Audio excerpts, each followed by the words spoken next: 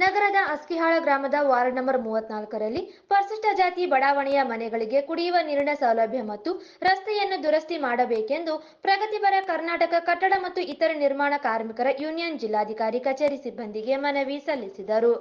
ನಗರದ Askihal ward number 34ರ ಪರಿಶಿಷ್ಟ ಜಾತಿ ಬಡಾವಣೆಯ ನಾಗರಕಟ್ಟೆ ಹತ್ತಿರ ಇರುವ ನಿವಾಸಿಗಳಿಗೆ ಕುಡಿಯುವ ನೀರಿನ ಸಮಸ್ಯೆಯು ಹೆಚ್ಚಾಗಿದೆ.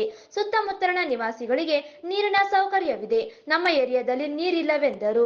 ಕುಡಿಯುವ ನೀರಿನ ಸರಬರಾಜು ಮಾಡಬೇಕೆಂದು ಮನವಿ ಮಾಡಿದರು.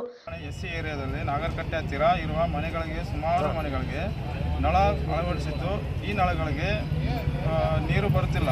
ಕುಡಿಯುವ ನೀರು ಸಮಸ್ಯೆ ಹೆಚ್ಚಾಗಿರುತ್ತದೆ. ಬೇರೆಯವರ ನಳದಿಂದ ನೀರು ಪಡೆಯಲು ಹೋದಾಗ ಅವರು ನಮಗೆ ನೀರು ಸರಿ ಹೋಗುತ್ತಿಲ್ಲ, ಇನ್ನು ನಿಮಗೆ ಬಿಡುವುದು ತಿಳಿಸುತ್ತಾರೆ.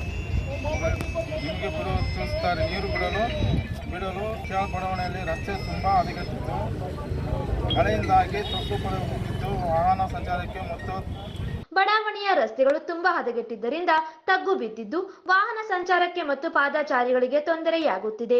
ಕೊಳಚೆ ನೀರು ಮನೆಗಳಿಗೆ ನುಗ್ಗುತ್ತಿವೆ. ಇದರಿಂದ ರೋಗಗಳು ಹರಡುತ್ತಿವೆ. ಕೂಡಲೇ ರಸ್ತೆಯನ್ನು ನಿರ್ಮಾಣ ಮಾಡಬೇಕೆಂದು ಒತ್ತಾಯಿಸಿದರು. ಈ ಸಂದರ್ಭದಲ್ಲಿ ಅಧ್ಯಕ್ಷ ರಂಗಪ್ಪ ಅಸ್ಕಿಹಾಳ್, ಗೌರವಾಧ್ಯಕ್ಷ ಕರಿಯಪ್ಪ, ನಾಗೇಂದ್ರ ಕೆ, ತಿಮ್ಮಪ್ಪ ಕಡಗೋಳ್, ಸ್ವಾಮಿ, ಮಾರ್ಯಪ್ಪ, ಮಲ್ಲೇಶ್, ಆನಂದ್ ಸೇರಿದಂತೆ ಅನೇಕರು ಇದ್ದರು.